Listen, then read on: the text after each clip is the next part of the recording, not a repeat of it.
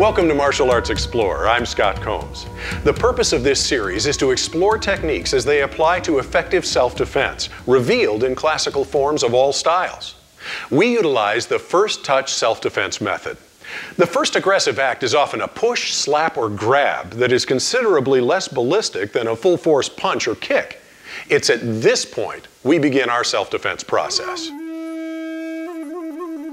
Today we're talking about middle counters, and we refer to them as counters and not blocks because we think there's so much more you can do with them than just block.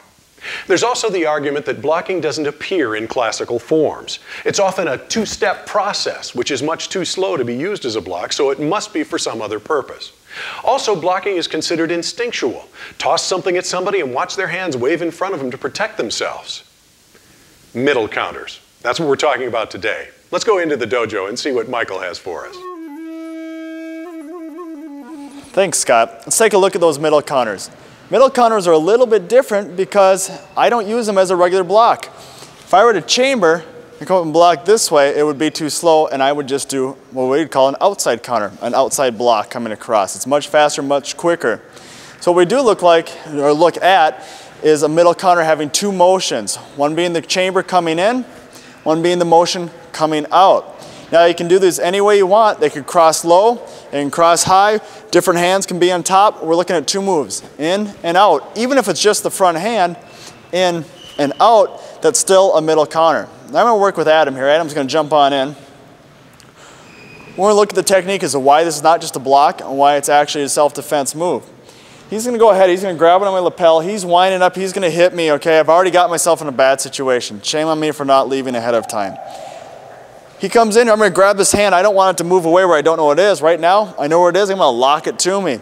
Now, I don't want to be on the inside, but every once in a while, that's where we end up. So what happens is, as he starts to punch, I might just have to block it, okay? And that may happen once, it may happen twice. After a second or two, I'm going to realize what's going on. I'm going to catch up to this situation, and after he punches, I'm going to start a self-defense technique. So he goes to wind up to hit me again, and all I'm going to do is I'm going to come in, I'm going to hit right in the front of the elbow. So if his arm bends in here, just so you can see, lung 5 is right in front of the elbow, all right? That's the point we're going to strike. That's an acupressure point. I'm going to bring this in, I'm going to strike, I'm going to drop my weight and turn myself in, just using my forearm, all right? That's the first part of my chambering position, my hand being the backhand. Here. The next part, instead of striking with the thumb side, I'm actually going to use this a little more of a back fist. I'm going to twist my wrist, snap my knuckles in, turn them down, gives me the back of the head and the gallbladder 20. A nice quick technique that allows a nice strike up to the back of the neck, the back of the head area. So as we look at this, someone approaches and they grab onto you. I get shocked, I grab up, he starts to punch, I get those hands up and I block and I realize what's going on. I strike in and I pop up. All right, there it is. Bring it in, bring it up. That's my chamber, all right? You can follow through with any type of takedown you would like from there and take your partners down to the ground. Thanks, Adam. It's important to know as you work, you need to be a good partner. It doesn't do you any good to fight or resist the situation. Just to show you how this works, I'm going to have Caitlin jump on in.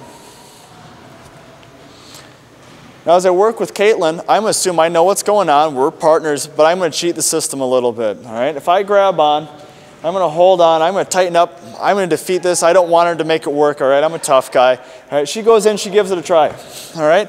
I lock that arm and she does it again, I lock it up, boom. It doesn't work, okay? Things can be defeated if you know they're going to happen. You're not playing fair. Surprise is everything, all right? So what happens if she tries the technique and then she surprises me? She's going to get a different result. We're going to look at that. I'm going to lock up. All right, and there you see, when she kicked out that back leg, my focus wasn't on my arm anymore, okay? And that makes everything work. And the size difference and the strength difference doesn't matter as long as you're reacting quick and you're playing fair. I need to react as if it was full power. If you need to know how things are going to happen, go ahead and hit your partner. If you don't know what a lung 5 pressure point strike feels like, you're going to have to try it once or twice and see how it makes you move. Does it make you move in? Does it make you move down, make you move out? You need to find this out for yourself in order for your self-defense to be effective. Thanks, Caitlin. All right, lead hand reaches out, grabs the lapel.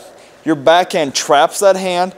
Your front hand strikes the inside of the elbow, okay, just below it. And then as you bring your hand up, you're just going to back fist, all right? You're just twisting this over and you're striking with these knuckles. You're going to strike in the back of the head at the gallbladder 20 point, all right?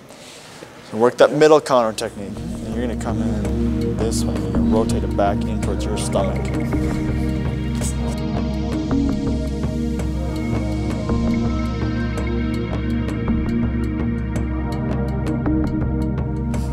All right, we're gonna work a quick knockdown here with Jordan, working through the full middle counter technique. He grabs on, he goes to wind up. And remember, when I get this hold, I'm gonna flex this wrist up. I'm gonna weaken this by pulling, all right? And as he goes ahead and he starts to strike, all right, I weaken this and I block at the same time. I might have to do 1 or 2 different blocks, maybe 3, okay? I wait till I get my rhythm and he pulls this back again. I'm gonna come in and strike, I drop weight, and I rotate this forward and into my body. Exposes the head. See how his head moves? It opens right up to me. I'm gonna take this back up. All right, there's my gallbladder 20 strike. Just working my step through here. I'm just gonna grab his collar. I can grab his throat, I can reach around. All right, I like the collar right in here. Get up close and tight, lock the knees together. We're gonna twist, and bring him down and across our body. From there, you're in a good position. You can do whatever you have to. You're in a good spot to run. One more time, just a little bit faster.